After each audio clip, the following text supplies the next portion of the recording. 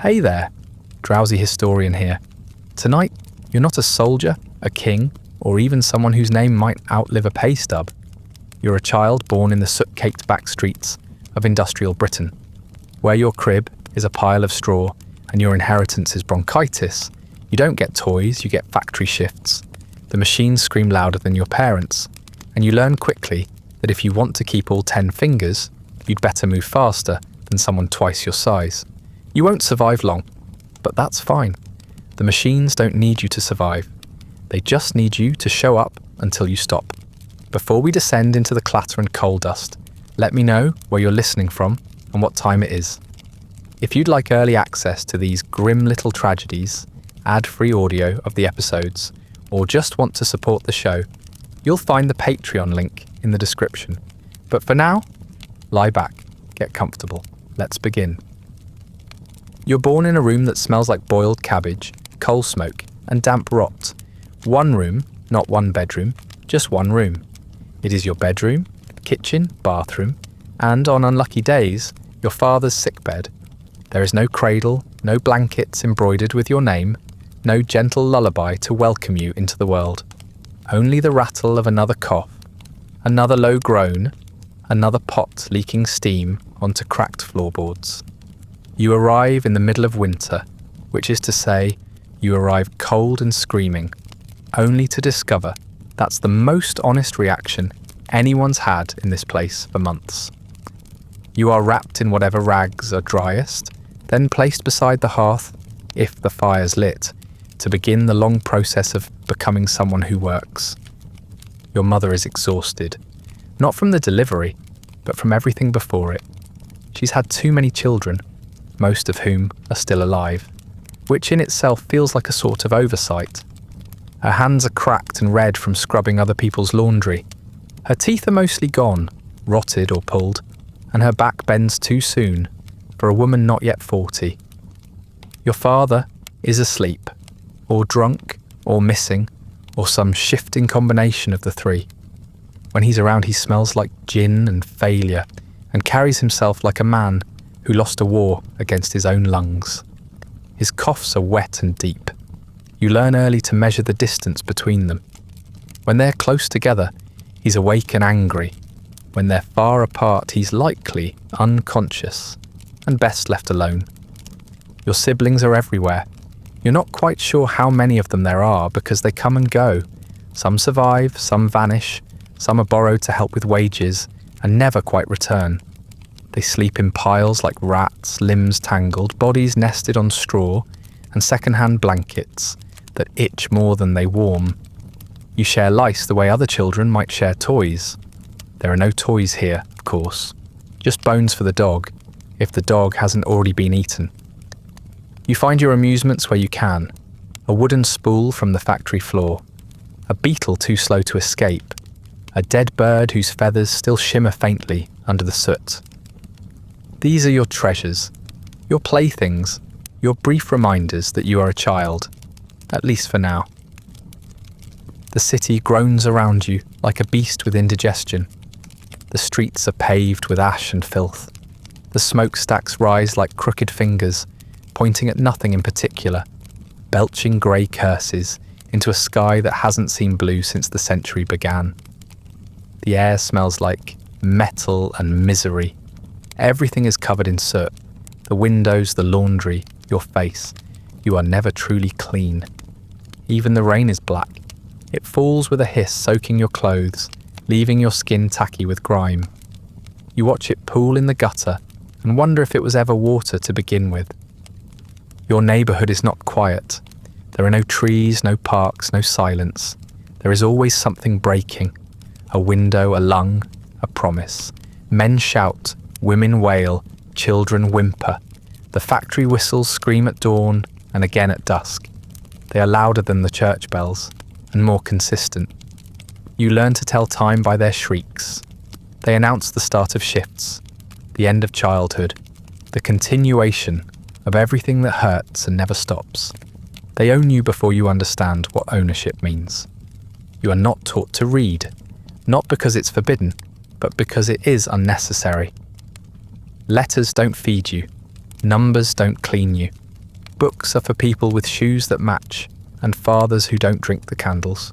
What you do learn is how to survive, how to keep your voice quiet when your father is loud, how to keep your hands quick when your mother is slow, how to scavenge food without being caught, how to patch your own clothes using thread pulled from something dead.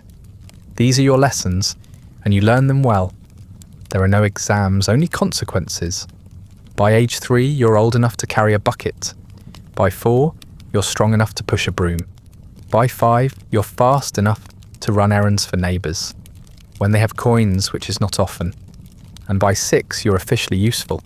This is not celebrated. There is no cake, no kind word, no photograph to mark the occasion. Your mother simply nods and mutters something about God providing. Your father, if he's awake, grunts in vague approval. Your siblings eye you with the resigned envy of the damned. You've moved up in the world, and that means down into it.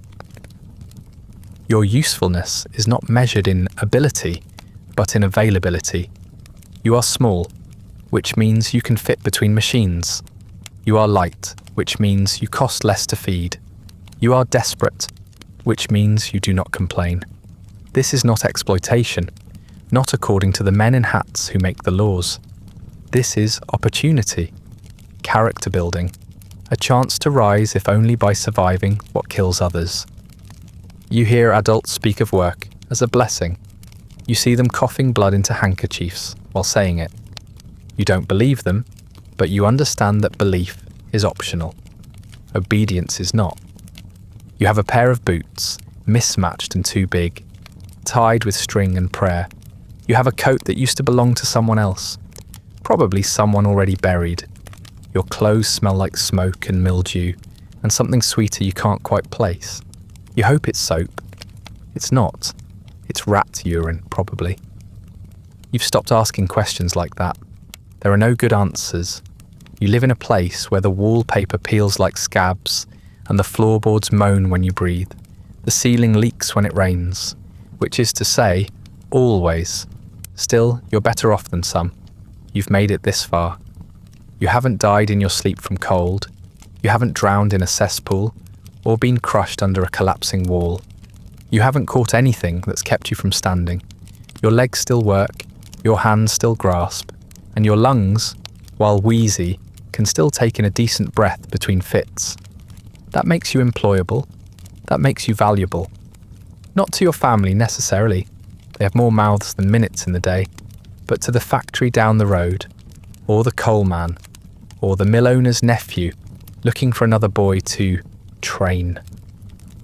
You see other children at work, their backs bent, their eyes dull, their faces aged in a way that no child's face should be. Some of them used to live nearby. Some of them still do, though you rarely speak. There isn't time for friendship, only function. The girls carry baskets of kindling or chemicals. The boys crawl into chimneys or haul wagons heavier than themselves. No one asks why. They just do. You just will. Soon. You don't know what you'll be doing yet. No one gives you options. Maybe you'll sweep the floor under the looms. Maybe you'll run matchboxes through the dipping trays. Maybe you'll sit in the dark, deep underground, opening and closing a trapdoor for hours on end, while rats gnaw at your boots. It doesn't really matter. Work is work. Survival is survival. The method is just a matter of location and how much your body can take before it starts to refuse. So when the day comes, and it will very soon, when your mother wakes you even earlier than usual, and you find a crust of bread waiting beside your cup of grey water, and she tells you to put on your boots because it's time to help, you won't ask what kind of help. You'll just nod. You're 6 now. That means labour. That means sweat. That means learning how to disappear into noise. You are not a child anymore. You are a solution. Play is for children, and you are not one of those. You wake before the sun, not because you're eager, but because someone is already shouting. Your mother's voice, raspier than usual, cuts through the dark like a dull blade. You're expected to be up, dressed and outside before your eyes properly adjust to being open. There's no time for hesitation. Hesitation gets you left behind. and left behind gets you whipped or worse. You don't know what worse means exactly, but you've seen the results. Limping boys, burned hands, one girl with her arm wrapped in a bloodied rag, and a look in her eye like something had been taken that wouldn't grow back. Your breakfast is a heel of bread, mostly crust, dipped in something vaguely resembling milk. It tastes of tin and the alley behind the fishmonger. You eat it quickly, not because you're hungry, though you are, but because the day doesn't wait. Your mother ties your coat shut with string and pushes your cap down low over your ears. Then she hands you over to the neighbour's son, who is 11 and therefore ancient by comparison. He doesn't speak to you on the walk, and you don't expect him to. He's been doing this for years. You're just another fresh pair of legs to keep the machines fed. The mill rises like a brick fortress over the street, tall, square, and wheezing smoke from every window, like it's trying to poison the sky. The gates creak open with a groan that sounds almost human. Inside, the air changes. It thickens. You've heard people describe it as warm, but warmth implies comfort. And this is not that. It's damp and sour, a mix of oil, wet cotton, grease, sweat, and something burnt that never quite goes away. The smell wraps around your head and settles into your hair like it's trying to stay a while. You gag, but only once. No one reacts. You are not the first child to retch at the door. You're not given a tour, you're given a spot.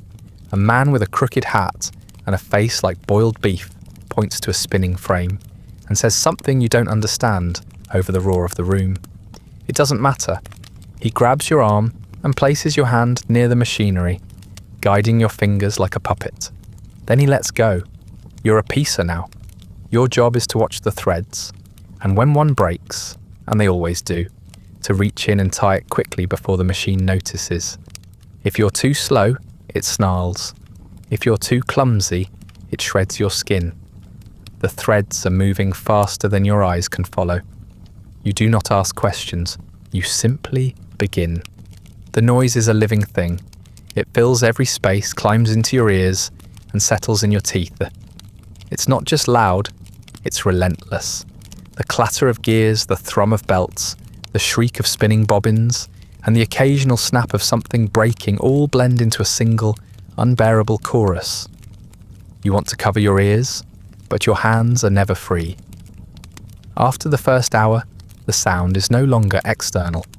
It becomes a sensation vibrating behind your ribs, beating time against your skull. Talking is impossible. Thinking is difficult. Screaming would be pointless. There are other children beside you, some younger, some older, all equally silent. Their faces are pale beneath the grime, eyes wide with that particular blankness that only comes from repetition and fear. You catch a glance from a girl who can't be more than 8, her fingers wrapped in cloth strips stained brown. She doesn't look angry or sad or scared. She just looks practiced, like the machines have already claimed her and now she's just keeping pace with the shell that's left. You hope not to end up like that. You already know you will. The first time a thread snaps, you flinch. The noise is sharp, like a whip crack, and for a moment you freeze. Then the machine jerks, metal squealing as it tries to correct itself. The supervisor is on you instantly, bellowing something you can't hear but feel in the vibration of his boot against the floor. His stick lands across your back before you finish tying the knot. It hurts. Not enough to stop your hands, but enough to teach you the order of operations. Tie first, scream later, if at all. There is no break. There is no whistle for rest or lunch. At some point, someone shoves a piece of bread into your pocket, and you gnaw on it between knots, chewing with the same rhythm as the machine, so you don't lose tempo. Water is fetched from a shared pail, the rim of which is caked with dust and fingerprints, and the occasional floating insect. You drink without question. It doesn't matter what's in it. You're more likely to faint from heat than from germs. Germs are invisible. Passing out is not. By midday, not that you can tell time here, your arms are sore and your back is beginning to spasm from bending at an angle the human spine wasn't designed to hold. Your fingers are nicked and swollen, and your eyes burn from lint and oil smoke. You want to cry, but you're too dry for that. Instead, you blink quickly and hope no one notices. One boy did earlier. He hasn't been seen since. He was taken to rest, which is a word that makes the others go quiet when it's mentioned. In the late afternoon, or maybe evening, you've lost track. Something goes wrong, a few machines down.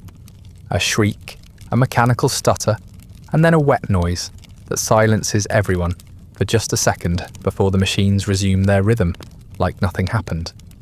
You glance quickly. There's a dark stain on the floor, and a group of older workers surrounding something you can't see.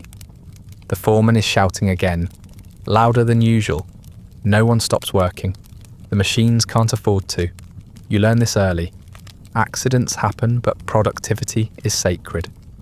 The light shifts overhead as the gas lamps are lit, making the room glow like a foundry. Shadows stretch long across the spinning frames. You are not told when the shift is over. You simply stop when everyone else does, though your hands don't seem to get the message. They keep twitching, tying phantom threads in the air as you follow the others out into the cooling dusk. The silence outside is shocking. Not real silence, of course, but the relative quiet of the city compared to the factory's shriek. Your ears ring with phantom noise. You feel dizzy without it. The walk home is slow and sore. Your legs cramp with every step, and your shirt clings to your back with dried sweat and lint.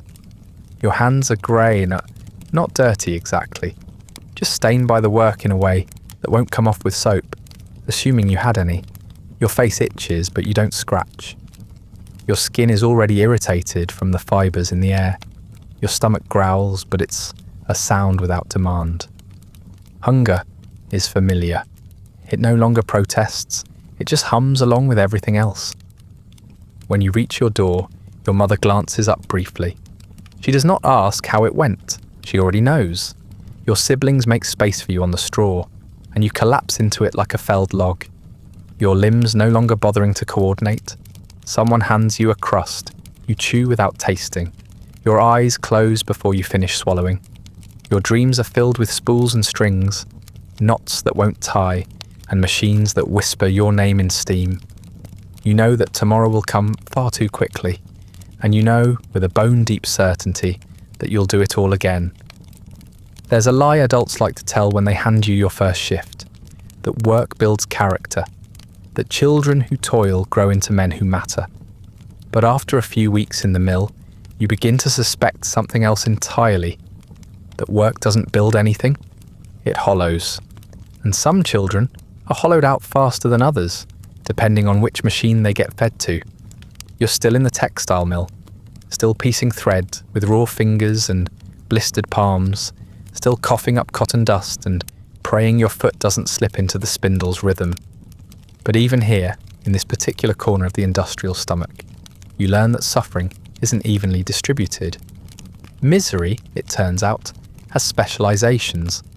During one of your brief moments of stillness, a jammed bobbin, an oil spill, something that forces the machine to pause, you hear two boys behind you talking under their breath. One of them used to work the chimneys, he says. Not for long. He still walks with a limp that makes his heel drag like dead weight. He doesn't talk about how he got it, just that he's lucky to be here now. Safer, he says, warmer, less falling. His friend laughs, but not kindly. Says at least chimney sweeps didn't lose their fingers. Then he holds up a hand with 3 knuckles and 2 missing tips to make his point. You begin to piece together the wider world in snippets, in stories muttered over lunch, in bruises that don't match mill machinery, in coughing patterns you haven't yet learned to imitate. There's a girl in your row who never talks. Her face is clean, unnaturally so, and her teeth are wrong. Too white, too few. Someone whispers she used to dip matchsticks. That's why she glows a little in the dark. That's why half her jaw's gone soft. You're not sure if it's true, but you believe it anyway. The world is cruel enough to make it believable. They call it phossy jaw. You don't know the science of it, only that girls who work in match factories smell like garlic and rot, and that one day their teeth start to fall out. First one, then two, then a hole opens up in their face like a second mouth, and no one wants to look at them after that. The factory owners blame bad hygiene. The girls are blamed for everything, even their own decay. You wonder what it's like to rot before puberty. Then you wonder why you even wonder. Curiosity is just another thing that doesn't last long here. One boy brags about his cousin who works in the mines. Trapper, he says, like it's a promotion. The job is simple, supposedly. Sit in the dark and open a door when you hear a cart coming. That's all. No heavy lifting, no machines, no ladders. He says it like it's enviable. Clean, quiet, easy. But you hear something else in the way he says it. The stillness, the silence, the dark. You imagine sitting alone for 14 hours a day, nothing but your breath and a single candle, to remind you you're alive, until it goes out. And maybe you do too. The chimney sweep stories are worse. Everyone's heard them. Boys jammed in flues too narrow, stuck like corks until someone pulls them out by the feet, or doesn't. There's one tale passed around so often it's become legend. A child got wedged halfway up. The client lit the fire anyway, and he burned from the feet up. No one remembers his name. They remember the smell. You don't know if the story's true. It doesn't matter. It's true enough to make you check for soot under your fingernails and thank whatever God might be listening that you're just choking on cotton and not smoke. One morning on your walk to the mill, you pass a boy being led through the streets barefoot. He's skeletal, eyes too large for his head, lips cracked from breathing coal dust instead of air. His clothes are stitched from 3 other garments, none of which match. A man beside him, maybe a father, maybe just someone paid to deliver, has a hand wrapped around his neck, like he's afraid the boy might run. You recognise the look on the child's face. It's the same one you saw in the mirror your first day. You hope he's going to a match factory. You don't say that out loud. You try not to think about what you'd be doing if the mill hadn't taken you. Not because you have better options, you don't, but because imagining the alternatives makes your current suffering feel almost privileged. And that's a dangerous thought. If you start thinking of your job as fortunate, it means you've accepted something irreversible. It means the bar has dropped so low that any job that doesn't involve fire, poison, or complete sensory deprivation begins to feel like grace. The supervisors don't help. They reinforce this quiet competition in suffering. When you complain, or even look like you might, they tell you about other children who work harder, younger, smaller, blinder. There's a boy half your size pushing all carts, one barks when you pause to wipe your brow. And he's got rickets. You don't know what rickets are, but they sound like something you'll catch eventually. Probably before your next birthday. The worst part is realising how normal it all feels. How quickly you adapt. You're no longer surprised when someone faints beside you. You barely blink when someone's hand disappears under a spinning frame and comes back red. The machine never stops. You learn not to either. Even grief feels like a luxury you can't afford. You hear of children dying and your first thought isn't sorrow. It's envy, followed by guilt, followed by nothing. You begin to catalogue the horrors like a scholar might catalogue birds. Fossy girls, trapper boys, sweeps and coal pushers, scavengers and stretcher boys. You learn the terms the way others learn multiplication tables, not for education, but for survival. Knowing what job breaks which bones helps you plan, helps you dream, if only in the most useless, self-defensive way. One day, during a brief moment between shifts, you're eating your crust beside the back wall when an older boy points to a poster nailed to the bricks. It's an advert for labour. Chimney sweep wanted, must be small, must not cry. Below it, someone's drawn a face. Not a caricature, but a child's attempt at capturing something they've seen and couldn't unsee. Wide eyes, missing teeth, black smudges that might be soot or might be bruises. The boy shrugs. Trapper, he says. Lucky little bastard. You nod. Not because you agree, but because that's the rule. You're supposed to nod, even if your stomach turns, even if you've heard that trappers go blind before they go old, even if you know the real reason the boy looks lucky is because he hasn't died yet. It's a low bar, but it's the only one you'll ever clear. You make a mistake, just once. A thread snaps and your fingers fumble the knot. The spinning frame jerks, catches the tail end, and snarls the whole line. It happens in less than 3 seconds. But in the mill, 3 seconds is enough to ruin everything. The rhythm, the product, the illusion of control. The machine lurches and stops, stuttering like it's coughing on its own teeth. Everything goes quiet, except the part of your brain that already knows what's coming. You don't see the overseer at first, you feel him. A shadow sliding between rows, a change in pressure. The other children around you don't look up. They don't want their eyes catching his. They've learned better. You haven't. You turn, and he's already there. The overseer's not large, but he carries himself like a boulder. His face is pale in a way that doesn't suggest softness. More like something drained, as if kindness and patience were leached out long ago, leaving behind cold fat and suspicion. His mouth is tight, his cheeks heavy, and his eyes dead. That's the word for it. Dead. Not angry, not cruel, just absent. Like there's a man-shaped sack of meat standing in front of you, animated solely by habit and caffeine, and the threat of quotas unmet. He says nothing. That's the worst part. No shout, no insult, no warning. He just raises the stick and brings it down on your shoulder. It's not theatrical. There's no wind-up, no dramatic pause. Just a thud, dull, immediate, and final. It knocks the air out of your lungs. You don't fall, but you want to.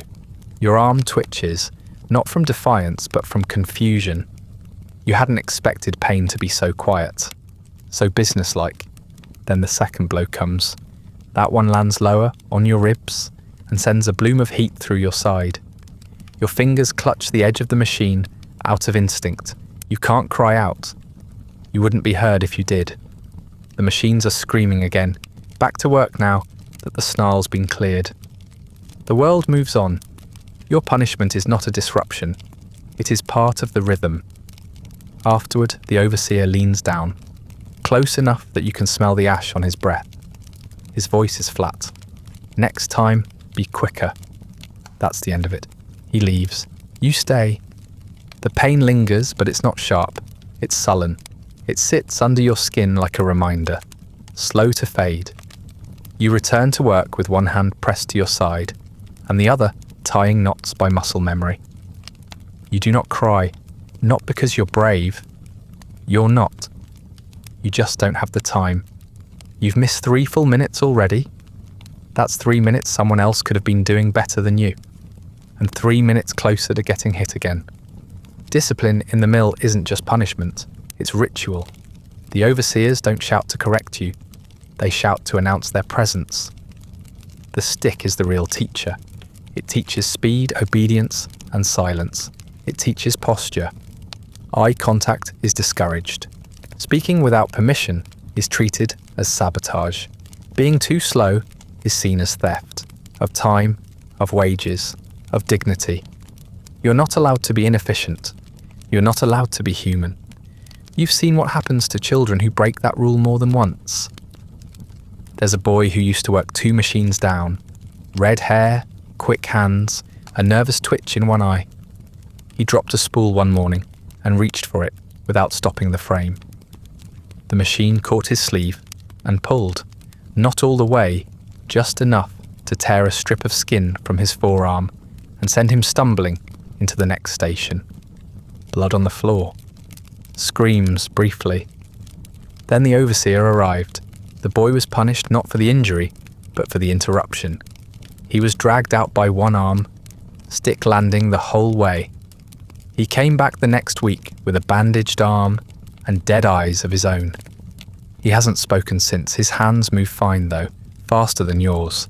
That's all that matters. There's a girl in the next row who limps. She came in with a full gait and left her first week with a crooked ankle. No one knows if it was a fall or a punishment. The details aren't shared. What is shared are the looks, the reminders. Don't be like her, don't slow down. Don't stand out. If you make a mistake, make it quickly and make it quietly. And above all, make sure it's not twice. The overseers don't enjoy their work. That would almost be more tolerable. Sadism you can see coming. But these men don't seem to take pleasure in what they do. They strike with the same detachment you've seen in butchers slapping pigs. They enforce rules like gravity, not because they care, but because not doing so would collapse the system. That's what makes it worse. You're not being punished out of emotion. You're being calibrated. Sometimes the beatings are public, not often. The factory doesn't like scenes. But when a child makes a spectacle of disobedience, the response is deliberate. You once saw a girl pulled up in front of 2 rows and made to hold out her hands, while the overseer whipped her knuckles with a rod. She didn't scream. She sobbed without sound, tears mixing with the dust on her cheeks. Afterward, they gave her a rag and told her to clean up the blood herself. It's not always the stick. Sometimes humiliation does the job. One boy was made to stand facing the corner for a full shift after breaking a frame. Not because it was dangerous, but because it embarrassed the manager during a tour. He stood in silence while the others worked, too ashamed to turn around. You saw him afterward in the alley, rubbing his eyes with a sleeve as if trying to erase the day. He never came back. There are smaller punishments too, subtler ones. Being assigned to the worst machines, being refused water, being paired with a partner who's already broken so their slowness becomes yours. Sometimes they just stop calling your name for meal scraps. You get the message. You learn quickly that fear is more useful than pain. Pain teaches you what not to do. Fear teaches you how not to be. You start flinching before the stick lands. Not because you see it, you rarely do, but because your body now recognizes silence as threat. When the machines pause, when the noise dips, when the overseer's boots stop clacking, you know something is about to hurt. There's no dignity in this, no hardening of the spirit, no toughening up. There's just adaptation. You move faster, you think less. You stop correcting posture unless it affects your reach. You stop blinking so often. You stop existing in any way that might draw attention. You become part of the background, a fixture like the windows or the floor grates. They're necessary but unremarkable. When you dream, it's not of escape. It's of doing everything right, of tying threads without error, of anticipating the overseer's approach, of never needing to be corrected again. Survival becomes a goal so modest, it hurts to name it. You stop asking for anything more. By the end of your 3rd week, you no longer need to see the stick to feel it. You flinch before the sound of footsteps, before the pause in conversation, before the silence between shouts. That's the skill you've mastered, not piecing thread, not dodging blades, not even enduring pain. No, what you've learned best is how to anticipate the blow. And it's the only thing that seems to matter. The bell rings, not with joy, not like a school bell or church chime, but with the flat, metallic indifference of a hammer striking a pipe. It's not a signal of rest. It's a brief ceasefire, a temporary lull in the violence of labour, like the machines are pausing only to inhale before screaming again. You wipe your hands on your trousers, which makes them dirtier, and follow the others to the far end of the factory floor, where the air is slightly less choked with dust and sound. This is lunchtime, or at least that's what they call it.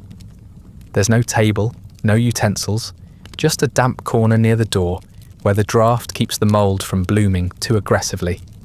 You sit on the floor or on your heels if the rats are moving too freely beneath the boards. The overseers retreat to their office, and for a few blessed minutes, you're not being watched.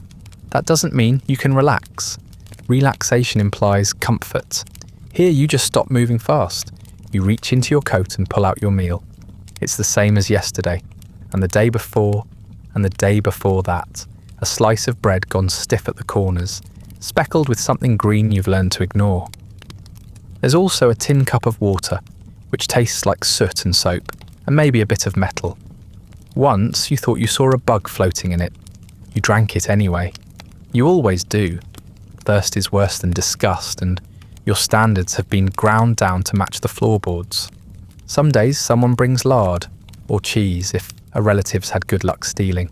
Sometimes there's a boiled potato, half eaten, passed down from an older sibling, or scraped from someone else's waste. You don't ask questions about where food comes from. If it's not actively moving, you eat it. If it is moving, you shake it off first. The goal isn't flavour, it's weight. Something to sit in your stomach long enough to stop the cramps. That's all. One of the older girls near you unwraps her lunch. She doesn't eat right away. She picks at the edges like she's trying to delay the moment of disappointment. Her fingers are yellow-stained, her nails too white. Her face looks thinner than it did last week. You've heard the whispers. Match factory. Not anymore, but not long ago. She doesn't smile anymore, not even by accident. The other girls avoid sitting close to her. No one says why. You've seen what phosphorus does to a body? Not often, not up close. The factories don't let the worst ones out the front door. But you've heard about girls who came home with their jaws aching, their teeth falling out like seeds from a rotten apple. Phossy jaw, they call it. You think the name sounds almost childish, like something a doll might get. But it isn't. It starts with toothache, then swelling, then a foul stink that doesn't wash off. Eventually, their faces cave in. Sometimes, so do their minds. There was a girl 2 streets over who lit matches for a living. She started coughing last winter and never stopped. By spring, her breath smelled like death. Not metaphorically, literally. The phosphorus was eating her from the inside, gnawing through bone and gum and spirit. When she died, they buried her fast and deep, because the neighbours said the air near her house was going bad. The landlord said it wasn't sanitary to leave her above ground. You wonder what kind of lunch she used to eat. Probably something like this. The symptoms creep up slowly. At first it's just tiredness. That's the hardest part.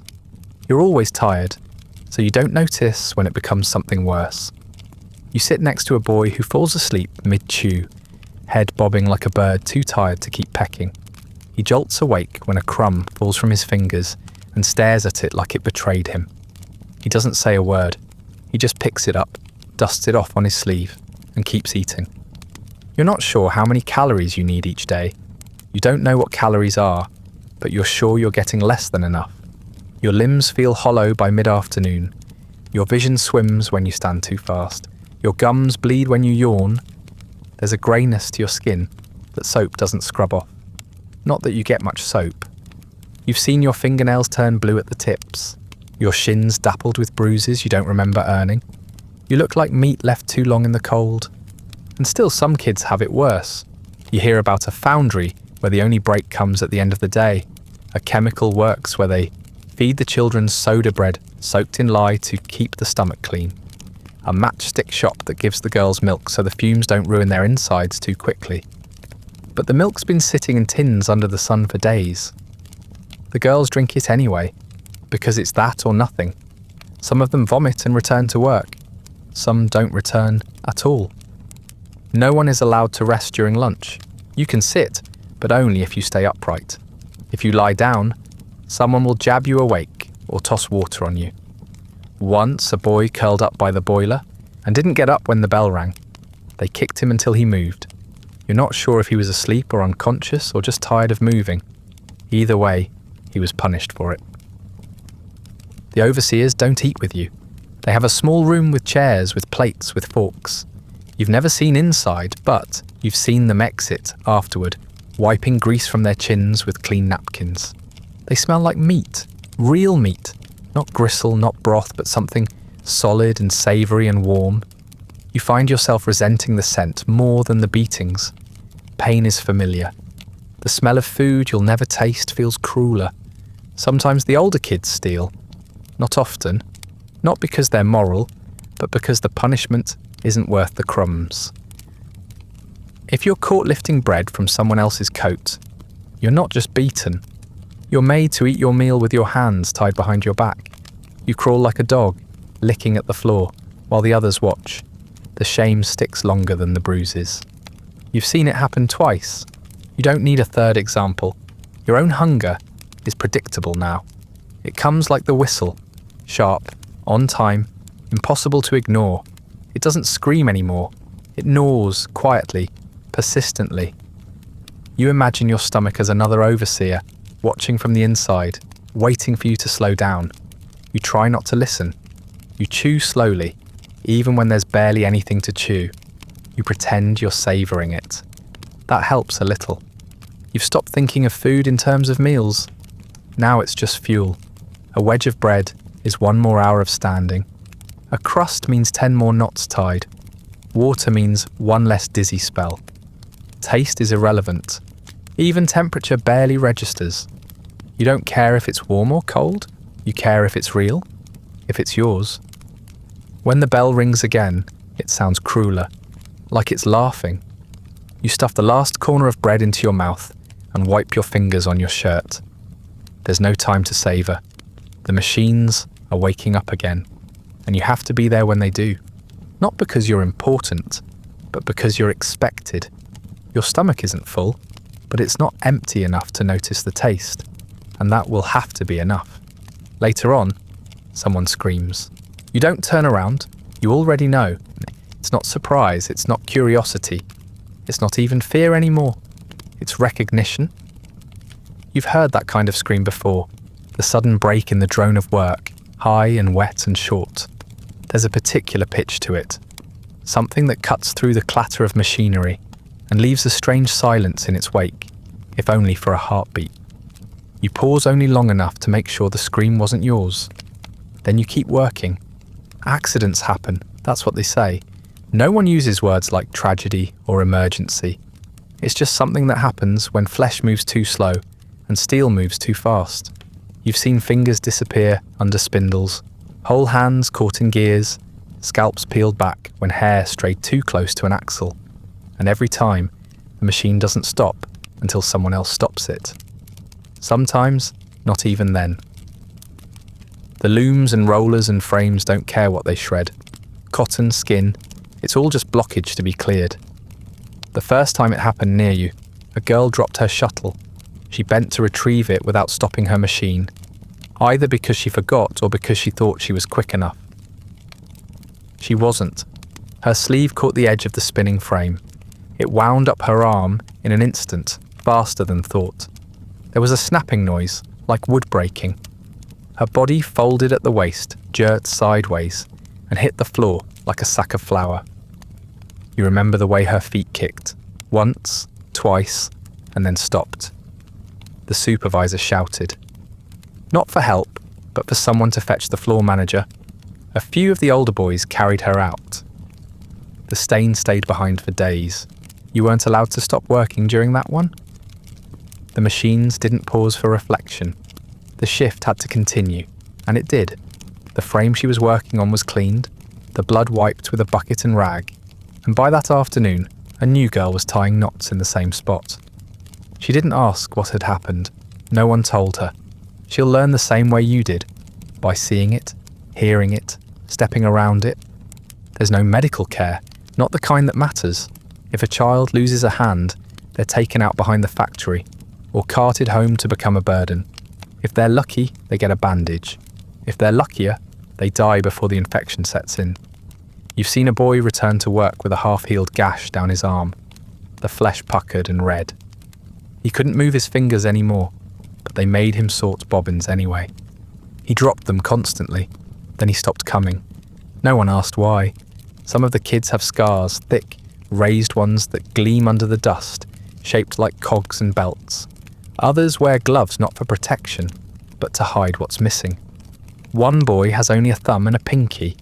He claims he lost the rest in a loom, but someone else said it was a punishment for stealing. It doesn't matter. The result's the same. He can't work the machines anymore. He sweeps now, slowly, with his foot. You've developed a way of watching your surroundings without really looking at them. Peripheral vision saves lives here.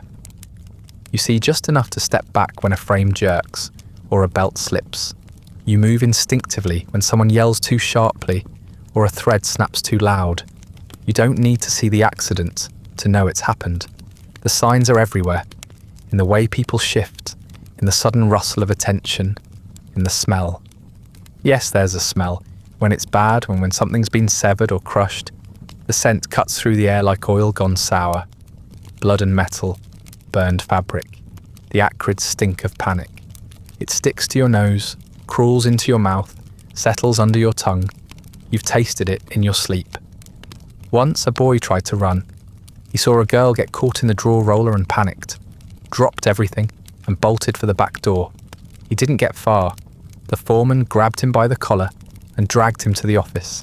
He came out an hour later with a black eye and a piece of wood tied to his back so he couldn't hunch while he worked. Posture builds character, someone muttered. He didn't run again. He barely moved at all. They don't record the deaths, not officially. There's no logbook of injuries, no plaque on the wall. Children vanish and are replaced. A girl faints and doesn't wake up. It's the heat. A boy goes home with a fever and never returns. Probably weak lungs. A finger rolls off the table and under the frame. Sweep it up with the rest. You'd think people would remember, but memory is expensive.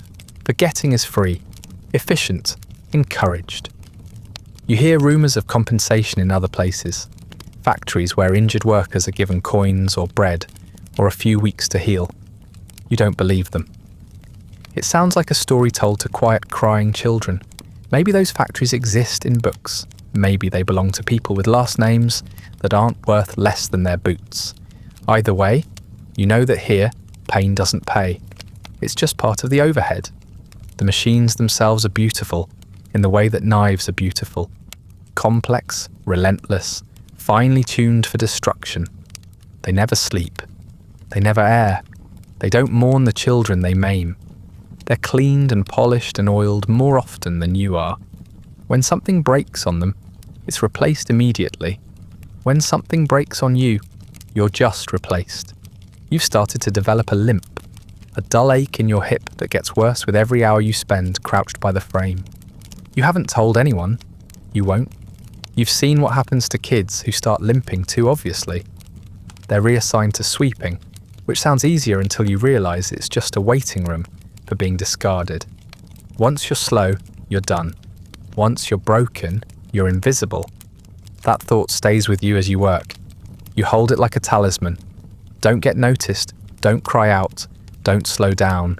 If you get caught in the machine, make sure it's not enough to stop the shift. If your hand bleeds, wrap it. If your foot cramps, ignore it. If you see someone fall, step around them. You can't afford sympathy. You can barely afford movement. So when another scream rings out, you don't turn. You let it pass over you like a breeze through a broken window. The machines keep moving. You keep moving. You know what it is, you know what it means, and you know you'll walk past a smear on the floor tomorrow morning, a stain that's not quite scrubbed clean, half covered by a pile of thread or a bucket someone forgot to move. No one will mention it. No one ever does. You drag yourself home at the end of your shift, though home is a generous term for what waits at the end of the soot-choked road. Your legs throb with a dull ache that's settled into your bones, like a long-term tenant. Your back is soaked with sweat and lint.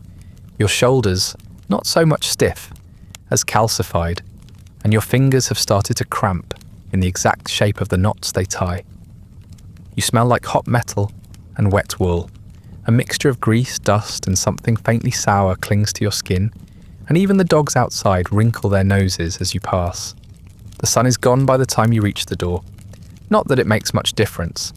You've seen more gaslight than daylight lately, and the line between evening and night has blurred into one long, yawning stretch of black. The house leans slightly, as if it's tired too, and the single door groans in protest when you push it open.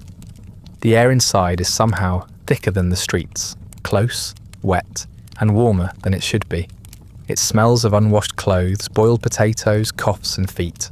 Always feet. There is no greeting, no fire, no silence. Your mother is hunched over something on the stove, stirring with a stick that used to be a spoon. Your father is either already asleep or already drunk. Sometimes it's hard to tell the difference. Your siblings are strewn across the floor like discarded laundry.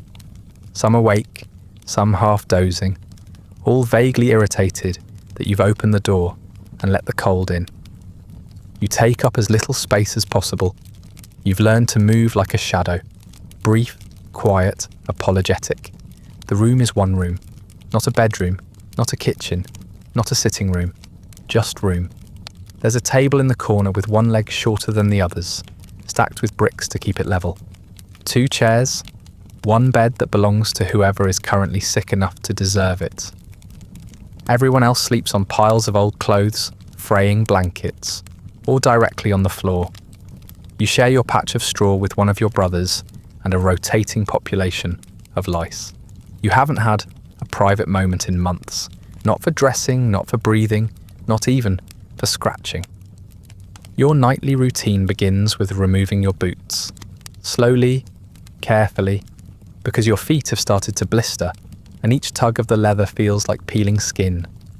You loosen the string around your waist that's pretending to be a belt, fold your coat over a nail in the wall, and crouch near the cracked basin in the corner.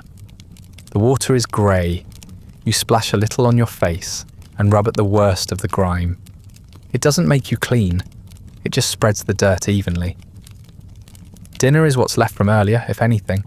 A bit of broth thickened with bread crusts, some turnip mash, maybe the bone from something meat adjacent, boiled until it gives up the memory of flavour.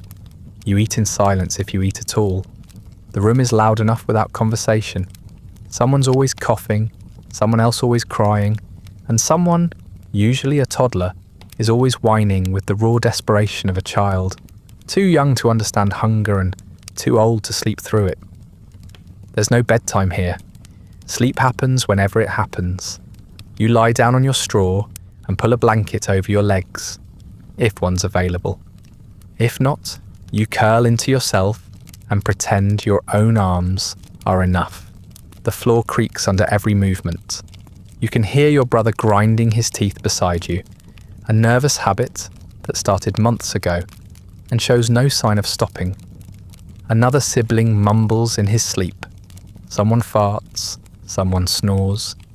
You try to focus on the wall, which is at least consistent in its peeling and its dampness. Lice are a constant. You scratch at your scalp until it bleeds some nights, and then you stop scratching so you don't wake the others. You've grown used to the tickle of something crawling down your neck. Bed bugs too, if you're lucky. Fleas if you're not. You've learned to flick them away without looking. Some of them bite, some of them don't. The ones that do remind you you're still technically alive. Sometimes the neighbours fight. Their voices carry through the wall like they're shouting into your ear. You don't know their names, only their rhythms. The slamming of furniture, the barked insults, the long silences after something breaks. One night, you hear a scream that doesn't stop for a long time. The next morning, there's a sheet over the front window, but no one talks about it. You learn not to listen too hard. Your dreams aren't dreams anymore. They're echoes. The sound of the machines doesn't stop when you leave the factory. It follows you home, hums beneath your pillow, thrums through the boards. You hear spindles turning, belts snapping, looms clattering, all inside your skull. Sometimes you dream of tying knots and your hands twitch in your sleep.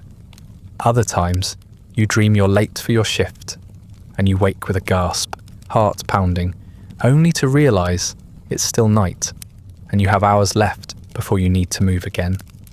It doesn't feel like a relief. On better nights, you fall asleep quickly, too tired to even notice when it happens. Your body shuts off before your mind catches up.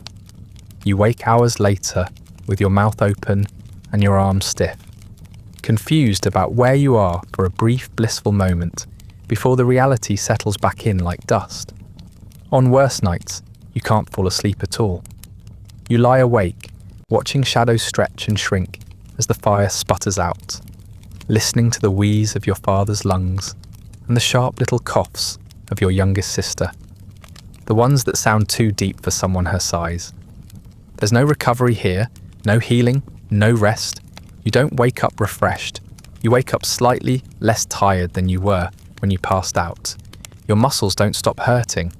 They just change where they hurt. You never stretch, you never sleep deeply, and you never feel warm. Even when you're wrapped in 2 blankets and pressed between siblings, there's a dampness in the air that seeps into your bones. A chill that stays with you, no matter how close the bodies. The mornings come too quickly, and not because the sun rises. You don't see the sunrise, you wake by sound. The first whistle of a distant factory, the thump of someone falling out of bed, the scrape of your mother lighting the stove. You cough before your eyes even open, a dry bark that rattles your chest and tastes of lint and throat lining. You roll onto your side and sit up slowly, so the dizziness doesn't knock you back down. There's no time to stretch, no time to think, just time to move. You pull on your clothes, still stiff with yesterday's sweat. You find your boots and retie the string. You splash water on your face that's colder than it should be, and you step outside, into the dark, into the smoke, into another day that looks just like the last. You fall asleep mid-cough, and you wake before sunrise to start again. You're 11 now? That makes you a veteran.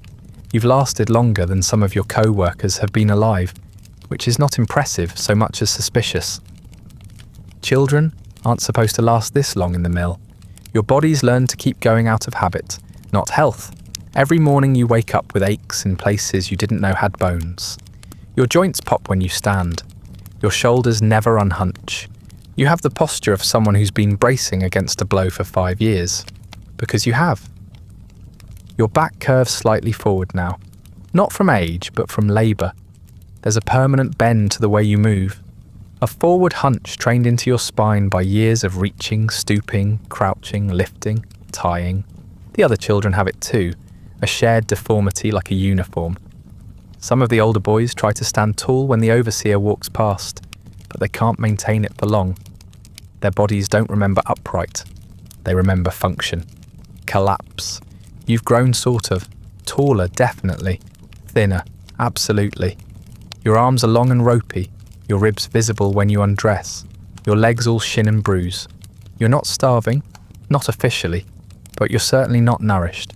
Food keeps you from falling over, but it doesn't fill you out. You look stretched, like someone pulled too hard at a doll made of rags and didn't bother fixing the seams. Your fingernails have gone pale and ridged. Your gums bleed when you brush them with your finger. Your skin itches more than it should. You tell yourself it's just the air. You've noticed your breath comes shorter these days. Not all the time, just when you're walking uphill, or when the air gets too thick with cotton dust. Which is always. You've learned to breathe shallow through your nose, and to cough quietly so no one hears. The coughs come more often now. They rattle your chest in a way that suggests something is loose in there. You've seen others with coughs like yours. They don't last long. You try not to think about that. Your voice has changed too, not because you're older, but because you've spent 5 years screaming without sound. The mill has stolen your volume. You speak low now, out of necessity. Whispered words, clipped phrases, shouting hurts. You don't have the air for it anymore. And besides, there's nothing worth shouting about. Not here, not now. You've watched yourself change in ways that don't fit the usual order of things. You never had a childhood to lose, but now you feel something else slipping, something underneath the skin. You don't cry when you're in pain. You don't flinch when the stick lands. You don't smile when someone cracks a joke, even if it's funny. Not because you're cold, but because those muscles don't get used much anymore. Emotional atrophy, another kind of wasting. Around you, other children grow old before they grow up. One boy you work beside looks 15 but is barely 10. He's missing 3 fingers and walks with a limp from a fall last winter. He eats with his left hand now, slow and careful. His eyes are sunken and the whites have yellowed. His teeth look too big for his jaw, which hasn't kept up with the rest of him. He breathes through his mouth and wheezes at night. You've heard the term consumption muttered when people talk about him. You don't know what it means, but you've seen enough to guess. The girls don't fare any better. Some of them vanish for a week and come back quieter, thinner, and with a new limp or a hollow in their stare. One returned with a crooked spine and a dark bruise under her collarbone. She won't say what happened, you don't ask. She works the thread table now, seated, because she can't stand for long without shaking. You sometimes see her staring at her own hands, as if they've started to betray her. You've heard of rickets, though you don't know the name. You've seen bowed legs and children who walk like their knees have forgotten which way to bend.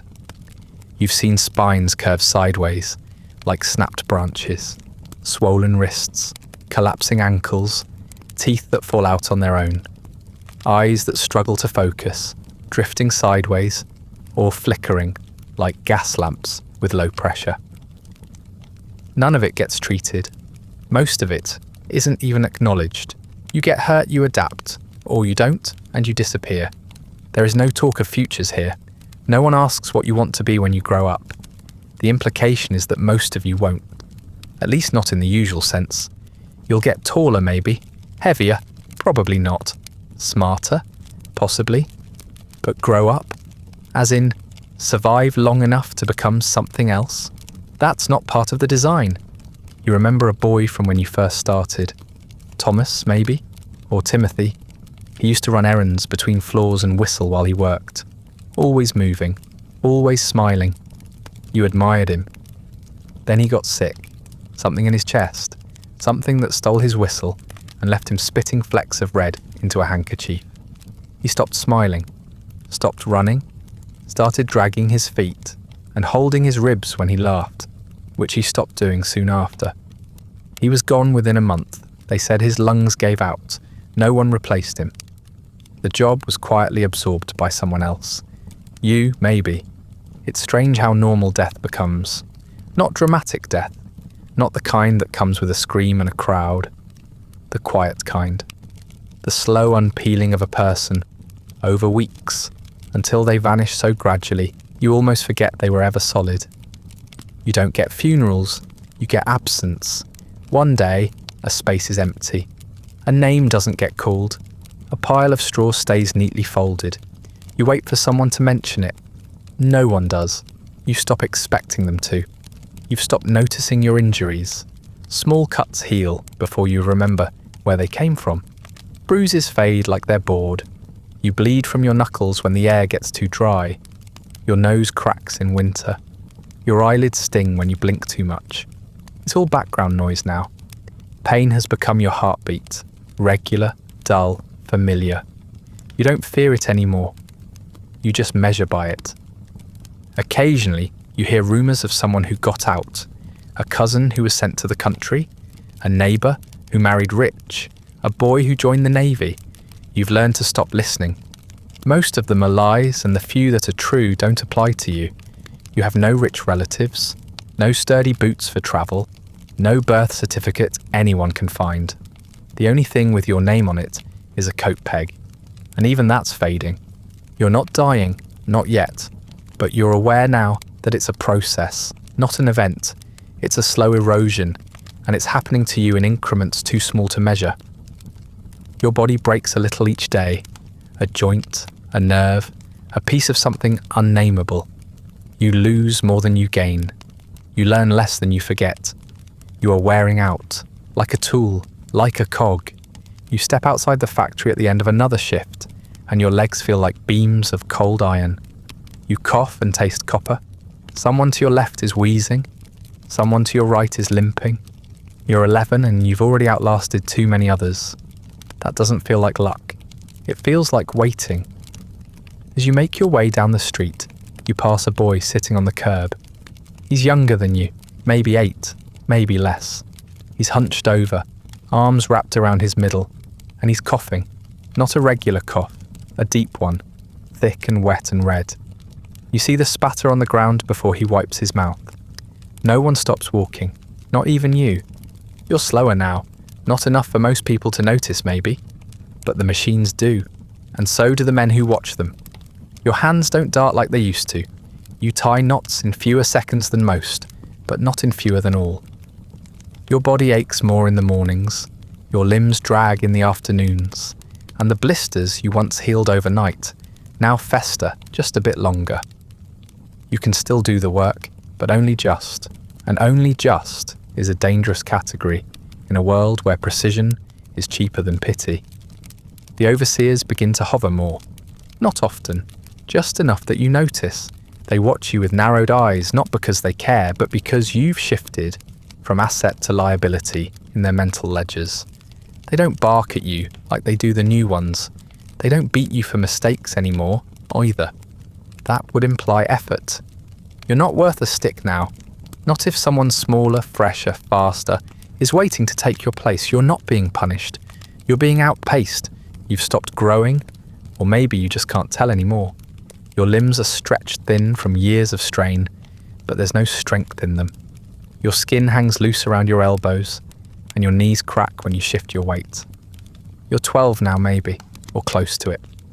You've survived past the age when most children burn out, but not by enough to earn pride. No one claps for you. No one notices. You're too old to be a miracle, and too young to be respected. You exist in the dead zone between child labour and actual labour, which means you're inconvenient. You can feel it when the machines start beating you, not with sticks but with pace. You tie a thread and immediately fall behind. You catch up and miss the next snap. Your fingers no longer grip as tightly, and the fine work leaves your nails aching. You used to be proud of your rhythm, not happy, but competent. Now your body won't keep the tempo. You know it. The machines know it. Everyone else pretends not to notice because noticing means you'll be replaced, and replacements make people nervous. They're reminders. There's a boy beside you who just started. He's 7, maybe 8, all bones and noise. He's faster than you were at his age. His fingers fly over the threads with the desperation of someone still hungry enough to be useful. You hate him for it, not loudly, not even consciously, but you do, because every time he outpaces you, you know your days are numbered. He doesn't know that yet. He will. Give him a year, or 2, if he's lucky. You find yourself watching the younger ones more now, not out of curiosity, but calculation. How quickly do they learn? How badly do they bleed? Do they wince when the belt snaps? Or have they learned the same quiet obedience you perfected years ago? You wonder how long before one of them is reassigned to your frame. You wonder if they'll even realise they're replacing someone, or if they'll just be given your stool, your gloves, your slot in the line, and told to get on with it.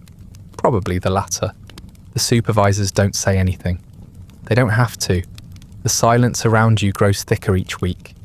Instructions are delivered less frequently. Corrections more often. You're not being trained anymore. You're being tolerated. You know the difference. Everyone in the mill does. You've watched it happen to others.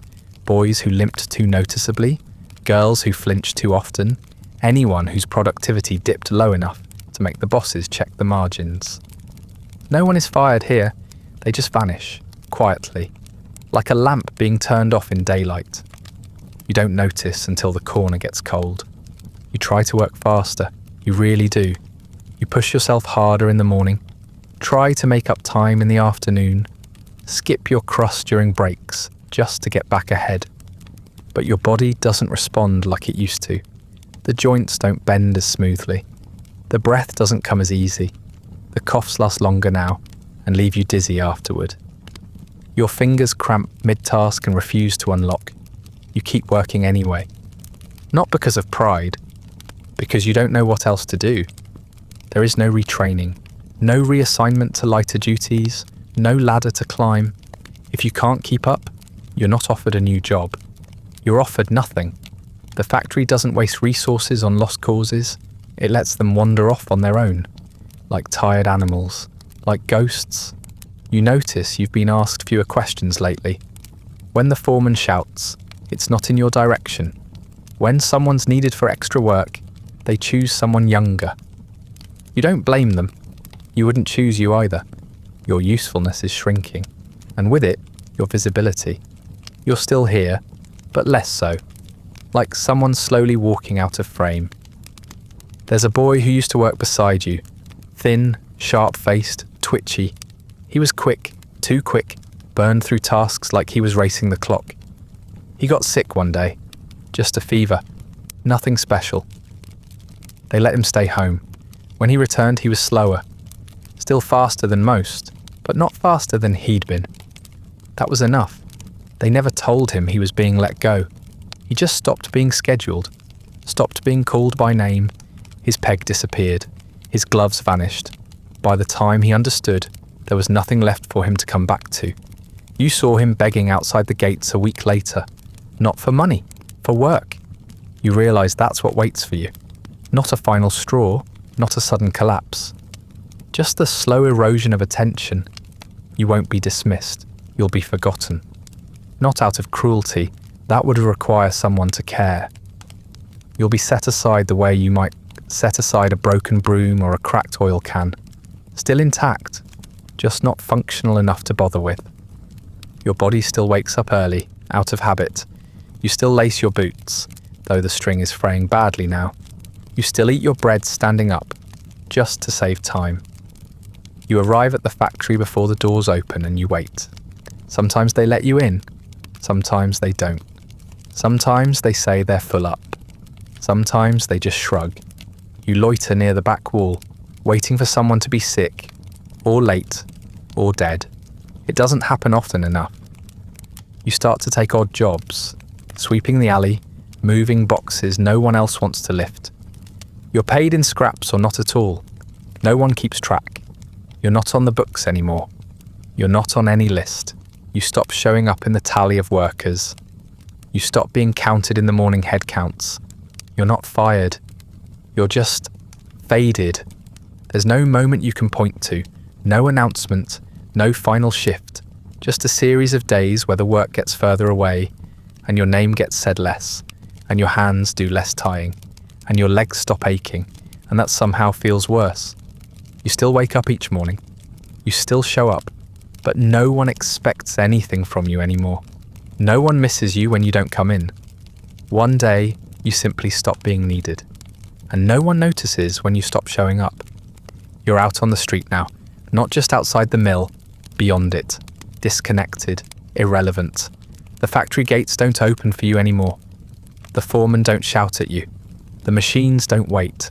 Your hands no longer bleed into cotton. Your lungs no longer rattle against a frame. But the smoke still rises, steady and thick, curling upward in lazy coils that stain the sky. The city goes on spinning, and you watch it from the edges, forgotten by the system you once helped keep alive. Nothing has changed, or rather, everything has changed. For the factory owners, for the investors, for the men with clean fingernails and top hats who speak of output and yield and legacy. The machines are faster now, the children smaller, the mills more numerous, the air thicker, the hunger wider, but none of that registers as transformation. It's just growth, expansion, progress. That's the word they use when they talk about what's happening here, progress, as if more chimneys belching more smoke into more lungs is something to celebrate. You walk through streets that weren't there when you started work. New rows of brick housing, new warehouses, new factories with signs freshly painted, and walls that haven't yet learned how to weep in the rain. Every new building smells the same: lime mortar, damp stone, coal soot. You hear rumours of machines that can run day and night without stopping.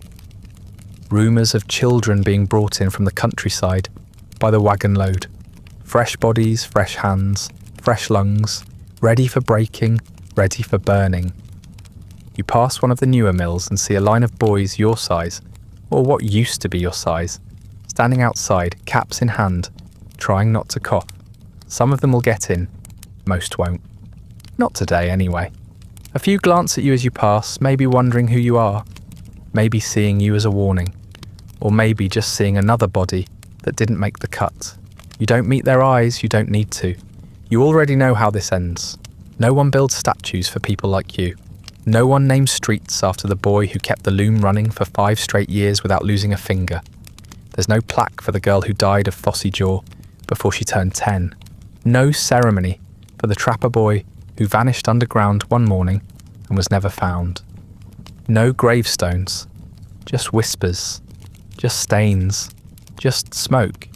Your contribution to society is measured in yards of thread and pounds of coal, and hours stolen from your body.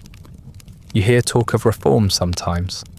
Men standing on wooden boxes in the square, shouting about factory acts and children's rights and moral obligations. You stand at the back and listen for a minute. They speak well, passionately. But nothing happens, not really. The laws they argue for die in rooms you'll never see, behind desks you'll never touch, under the hands of men who've never heard the inside of a loom. Meanwhile, the factories keep running. The doors keep closing behind smaller backs. The smoke keeps rising. You heard once that Parliament debated limiting child labour to 10 hours a day. 10. As if that were mercy. As if shaving 4 hours off a 14-hour shift somehow turned cruelty into kindness. It didn't pass, of course. They said it would hurt the economy, that it would slow progress. You've learned that's the word they use when they mean keep things as they are. You've learned what progress actually looks like. It looks like soot on a child's teeth and a name no one remembers. Even when the papers mention children, it's never you. It's always someone else's child. Someone who died in a way dramatic enough to print. A chimney sweep who burned. A match girl who glowed. A boy caught in the gears of something new and monstrous. They don't write about the slow deaths. The ones like yours. The weeks of grinding down. The years of joints that stopped bending and lungs that stopped filling. There's no headline in that. It's not a tragedy. It's a process. You try to find work here and there, a bit of sweeping, a bit of hauling. You share tasks with the old men who also aren't needed anymore.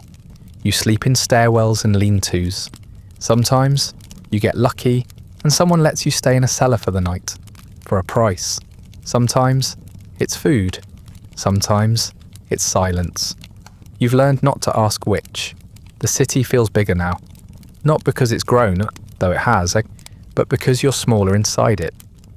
When you worked, you had a place, even if it was a terrible one. Now you float, untethered. The city doesn't push you out. It just doesn't make room. You don't belong anywhere, and no one tells you this outright. They don't have to. It's in the way they step around you, in the way they never meet your eyes, in the way the world fills every space except the one you occupy. The machines still run, the children still vanish, the bricks still breathe, the owners still profit, and the smoke keeps climbing. It turns the sky the colour of bruises and never clears. You used to think it might stop someday, that the city would get full, that the hunger would quiet, that someone might notice the pile of bones beneath the floorboards. But it doesn't. It grows. It always grows. That's what cities do. They expand. They devour. They forget. You cough and it surprises you. You didn't feel it coming. It jumps out of you sharp and deep, and you taste blood again. Faint, metallic, familiar. You bend forward a little, hand over your mouth. When you straighten, no one is looking. A cart passes. A man brushes past with a sack over his shoulder. Somewhere in the distance, a whistle blows, and a new shift begins. The sound rolls over you like fog. The city keeps moving. You don't last much longer. A fever takes hold 1 week, and you never quite walk it off. Your breath shortens, your steps slow. You stop showing up anywhere, really. There's no one to check, no one to care. One morning, you don't get up at all. The world doesn't pause. There's no announcement, no service, no bed to die in, just a corner, a cough, and silence. You're not remembered. You're not missed. There's no portrait of you hanging in a hallway, no journal with your name scratched into the corner, no songs, no letters, no little wooden marker planted into soft soil somewhere. You left behind no legacy, no debt, no child, no story, not even a body worth accounting for. You were never the subject of a pamphlet or the reason for a law. Your face never made it to a sketch artist's page. There is no drawing of you with soot across your cheeks and hope still clinging to your posture. No one recites what you did. They don't recall your first shift or your last breath. The records don't list your name. The factory's books only show hours, weight, output. You existed only as long as you produced.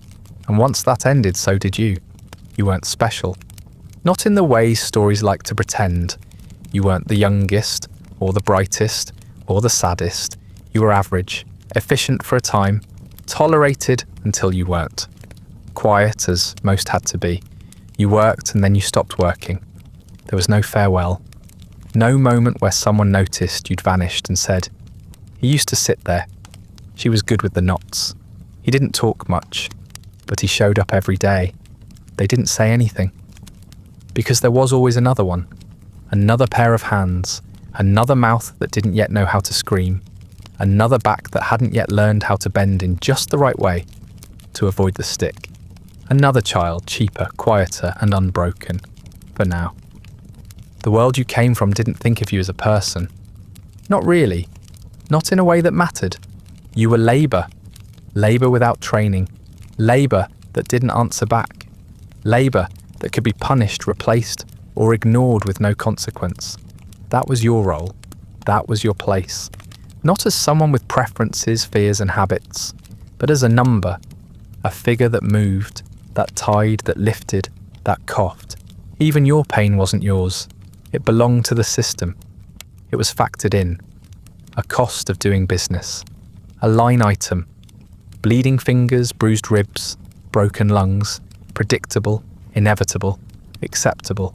The factory's gears kept spinning, and your blood only ever made them slicker. Your body broke slowly, not in one dramatic fall, but in hundreds of tiny collapses, one vertebra at a time, one lungful of dust, one sleepless night, one skipped meal, one more slap across the shoulder to remind you that the time for children is over, and the time for tools is now. You were whittled down over years until there was almost nothing left. And what was left wasn't worth keeping. You didn't grow old, not properly. You outlived your usefulness, but not by much. You didn't get a retirement. You didn't get the chance to look back and marvel at how much had changed. Because nothing changed. Not really. The factories multiplied. The smoke thickened. The city expanded. The children came and went like seasonal labour, and no one bothered to ask what happened to the ones who didn't last. Sometimes, decades later, someone with a beard and a conscience writes about children like you. They say your lives were cruel, that the system was inhumane, that change was needed, and eventually, perhaps, it came. Perhaps someone passed a law that said no child under 9 could work more than 9 hours a day. Perhaps factories were forced to hire inspectors who visited once a year to ensure the blood was scrubbed from the floors. Perhaps new machines came along that didn't need fingers at all. But by then, it didn't matter to you. You were gone. You weren't a symbol. You weren't a martyr. You weren't the one who started a movement, or changed a policy, or made the Queen weep. You were just someone who didn't last. And the system didn't want you to last. That's the part they always forget when they tell the stories. That survival was never the point. Production was. Output. You were output.